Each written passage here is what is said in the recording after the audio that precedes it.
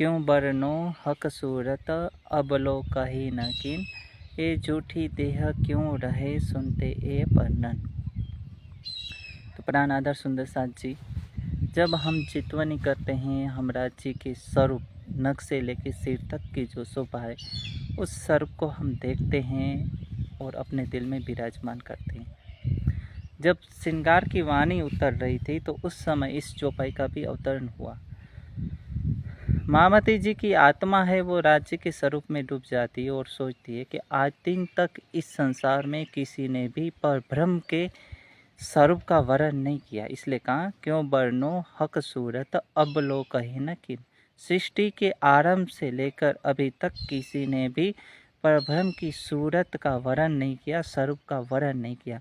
बस इतना कह दिया शास्त्रों में कि वो सूर्य के प्रकाश के समान दिखते हैं, तो कहीं उनको तेजोमयी कहा है। तो इसलिए इस संसार में आज दिन तक अनेक ऋषि मुनि हो गए, तीर्थंकर पैगंबर हुए, 1,20,000 पैगंबर हो गए, किसी ने भी उनके स्वरूप का वर्णन नहीं किया। ये झूठी देह क्यों रहे सुनते ए वर्णन। जब उनके स्वरूप का वर्णन हो रहा है तो ये झूठा हमारा जो शरीर वो कैसे रह सकता है। कहने का तात्पर्य क्या है, महामती जी ने तो पहले ही अपने तन को हफ्सा जेल में छोड़ दिया था, इंद्रावती जी ने, किंतु उनके तन के माध्यम से जागने की लीला होनी थी, वाणी का अवतरण होने वाला था। अब जब हम चितवनी करते हैं तो हमारे अंदर जो प्रेम होना चाहिए, जो हमारी निष्ठा होनी चाहिए राज्य के प्रति, और जो हमें एक चोट लगनी चाहिए वो चोट नहीं लगती। ये झूठी देह क्यों रहे सुनते ए वर्णन। कि हम चितवनी तो करते हैं, उनके स्वरूप का वर्ण भी करते हैं, नख से लेकर सिर तक की शोभा को देखते भी हैं, किंतु हमारे अंदर प्रेम नहीं आता, चोट नहीं लगती। और यही कारण है कि हम उस अवस्था तक नहीं पहुंच पाते जिसमें हमें ये अनुभूति हो कि मेरा प्राणेश्वर, मेरा प्राण प्रियतम मेरे साथ पल पल है, मेरे दिल में है और हम उसके आनंद में डूबे हुए। ये अनुभूति क्यों नहीं होती, उसका कारण यही है कि हमने एक नियम बना लिया है कि सुबह या शाम को, कभी सुबह कर लेते हैं चितवनी, कभी शाम को कर लेते हैं। ये नियम बनाने से नहीं होगा। जब हम अपने हृदय में विरहा, वैराग्य आदि भरकर जब उस स्वरूप में डूबेंगे तो उसकी अनुभूति, उसका आनंद हमें मिलता रहेगा। तो आज दिन तक किसी ने भी वर्ण नहीं किया था। शास्त्रों में कहा है अशब्दम स्पर्शम रूपम व्ययम तथा रसम नित्य गंधवत च यत् अनाद्यनंतम महत परम ध्रुवम निचाय तन मृत्यु मुखात प्रमुच्यते। तो इस मंत्र में ये कहा गया है कि जो परब्रह्म है तो उनके धाम हैं और वो जहाँ रहते हैं तो वहाँ क्या है कि वहाँ शब्द नहीं है, स्पर्श नहीं है, रूप नहीं है, रस नहीं है, गंध नहीं है, उत्पत्ति और विनाश भी नहीं है, ध्रुव है, निश्चल है, कभी हिलता डुलता नहीं है। तो संस्कृत के इस श्लोक में ये बताया गया है कि जहाँ ये कुछ नहीं होता और जो व्यक्ति इनको जान लेता है तत् मृत्यु मुखात प्रमुच्यते, वो व्यक्ति मृत्यु के मुख से छूट जाता है, ब्रह्म की अनुभूति कर लेता है, पर ब्रह्म के आनंद में खो जाता है। कब? जब उसके बारे में जान ले।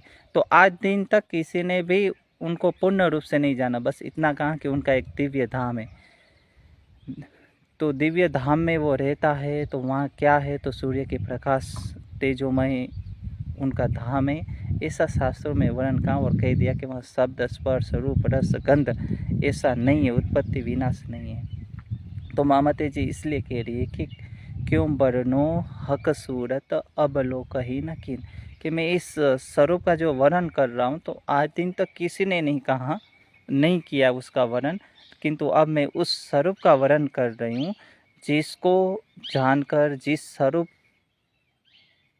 का मैं वर्णन कर रही हूँ उस स्वरूप को अपने दिल में विराजमान करके हर कोई संसार का प्राणी है वो परब्रह्म की अनुभूति कर सकता है, उसके आनंद में डूब सकता है। किंतु उस अवस्था तक पहुँचना, विरह की अंतिम अवस्था, और उसमें भी प्रेम, आनंद, ये सब जब हम चितवनी करते हैं तो हमारे अंदर आ जाता है। तो जब हमें वाणी के माध्यम से, जब हम श्रृंगार की वाणी पढ़ते हैं, सागर की वाणी पढ़ते हैं, तो हमें एक चोट लगती है कि हम क्या कर रहे हैं, हम क्या करने आए थे इस संसार में, लेकिन अभी हम वर्तमान में क्या कर रहे हैं। तो हमारा उत्तरदायित्व यही है कि हम अपने आप को अधिक से अधिक संसार के बंधनों में ना बांधकर परब्रह्म, अपने प्रियतम, अपने प्राणेश्वर के स्वरूप में खोए, उनके परम धाम के 25 पक्ष में डूबे रहे।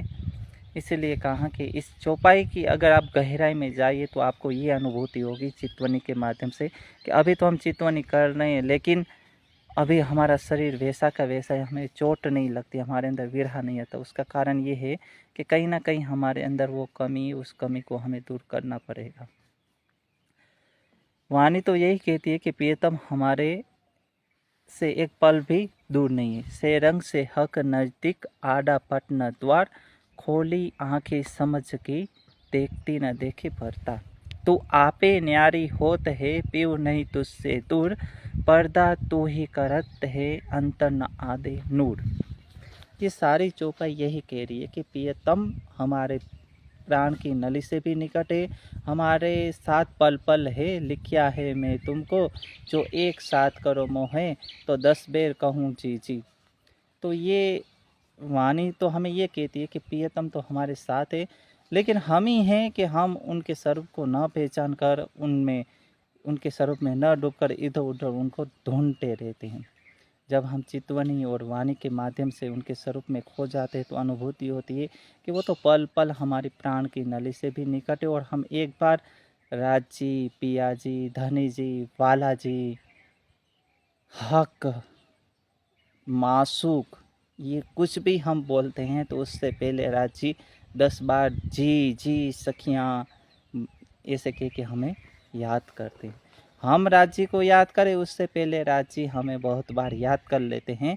इसका कारण ये है कि हमने आशिक और मासूक के गुह्य भेद को नहीं समझा है कि आशिक कौन है और मासूक कौन है।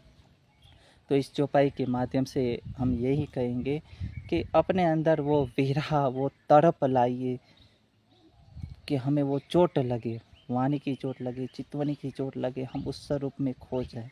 बस एक बात याद रखिएगा, तुम दुल्हा में दुल्हन और न जानो बात, कि आप दूल्हा है, मैं आपकी दुल्हन हूँ, इसके अलावा मुझे कुछ नहीं चाहिए और कुछ मेरे को दिखाई नज़र ही ना आए। बस मैं जब भी देखूँ आप दिखाई दो, और बस मुझे अपने अंदर भी आप दिखाई दो, और कहीं भी मैं देखूँ आप ही मुझे दिखाई दे। ये अवस्था जब हम चितवनी के माध्यम से पहुंच जाते हैं तो इति बैठे घर जागे दाम। तो यहीं बैठे बैठे सब कुछ है। ऊपर तले अरस ना कया, अरस कया मोमिन कलुब। तो परम धाम कहीं भी नहीं है, हमारा दिल में, हमारे दिल में ही परम धाम है। बस उसकी अनुभूति होनी चाहिए। जब हम चितवनी की गहरी अवस्था में जाएंगे तो परम धाम के 25 पक्ष, राजसी, श्यामा जी का सर्व, वो सब हमें अपने दिल में ही उसकी अनुभूति होती है, उसका साक्षात्कार हो जाता है। तो बस उसी के आनंद में खो जाइए। और ये चौपाई को हम एक बार फिर दोहराते हैं कि क्यों बरनो हक सूरत, अब लो कही न कीन, ए झूठी देह क्यों रहे सुनते ए वर्णन। कि इसका वर्णन हम कर रहे हैं, हमारा शरीर है वो वैसा का वैसा ही, चोट नहीं लगती, विरह नहीं आता। तो अब उस स्वरूप में खो जाइए। महामती जी ने तो उसका वर्णन कर दिया, हम हमारे लिए ही किया, राज जी ने उसके माध्यम से करवाया, ताकि आने वाला जो सुंदर साथ है उन वो भी इन परम धाम के 25 पक्ष राज्य श्यामा जी की शोभा में लग जाए, अपने दिल में विराजमान करे। तो इस चौपाई के माध्यम से हमें ये प्रेरणा मिलती है कि आज दिन तक किसी ने भी उस अक्षरातीत के स्वरूप का वर्णन नहीं किया था। उस अक्षरातीत के स्वरूप का वर्णन जब हम परम आत्माएं इस संसार में आई तो अक्षरातीत भी आए और उन्होंने अपने स्वरूप का वर्णन कर दिया। ऋषि मुनियों ने अनेक खोज की परमात्मा की, उनको कहीं भी परमात्मा नज़र नहीं आए। जब इस सृष्टि का प्रारंभ होता है तो अनेक मनुष्य थे, उसमें से कुछ मनुष्यों ने सोचा कि हम कहाँ से आए, क्या करेंगे, कौन है इस संसार को चला रहा है। तो उन्होंने ध्यान साधना का रास्ता अपनाया। ते ध्यान योग अनुगता, वो सारे मनुष्य है वो ध्यान की शरण में गए, वर्तमान में हम जिसको ऋषि मुनि कहते हैं, वो प्रारंभिक में हमारे जैसे ही मनुष्य थे, वो ध्यान की जब गहरी अवस्था में गए तब उनको अनुभूति हुई, तो उन्होंने ये कहा कि वहाँ परमात्मा का जो धाम है वहाँ ऐसा कुछ नहीं होता। सूर्य चंद्रमा का जो प्रकाश है वो भी उनके सामने फीका है, न तत्र सूर्य भाति चंद्र तारक।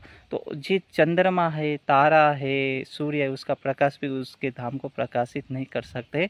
शुक्रो असी भाजो असी, तो ऐसे बहुत सारे मंत्र हैं, श्लोक हैं जिनमें इनका वर्णन किया, किंतु किसी ने भी उनके नख कैसे हैं, उनके चरण कैसे हैं, उनके वस्त्र आभूषण कैसा है, ऐसे स्वरूप का वर्णन आज दिन तक किसी ने नहीं किया। जो धाम धनी ने महामती जी के तन से हम सभी आत्माओं के लिए ऐसा वर्णन किया। तो आप सभी अपने दिल में उस अपने प्राण प्रियतम को विराजमान करें, उसके स्वरूप में खो जाए। तो आज का विषय हम यहीं रखते हैं।